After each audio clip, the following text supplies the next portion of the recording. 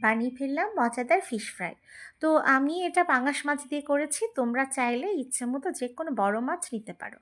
তো প্রথমে আমি মাছটা ধুয়ে কেটে নিয়েছি, এর কাঁটাগুলো ফেলে আমি এভাবে লম্বা করে ফালি করে নিয়েছি।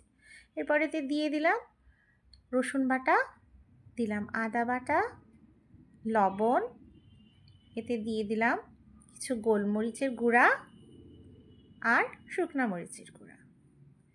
এরপরতে দিয়ে দিলাম লেবুর রস।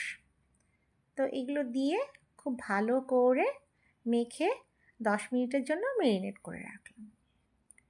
এরপর এর মধ্যে অ্যাড করলাম একটা ডিম, কিছু ময়দা, দিয়ে দিলাম কিছু কর্নফ্লাওয়ার আর দিলাম ব্রেড ক্রাম্ব। তোমরা টোস্ট বিস্কিট গুঁড়া করেও দিতে পারো।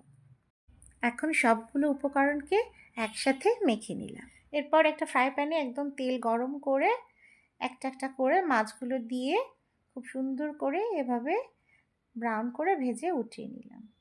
তো দেখো মাছগুলো কি সুন্দর হয়েছে, খেতেও তেমনি ভীষণ মজা হয়েছে। তো আমার ভিডিওটি ভালো লাগলে লাইক, কমেন্ট এবং শেয়ার করতে ভুলো না।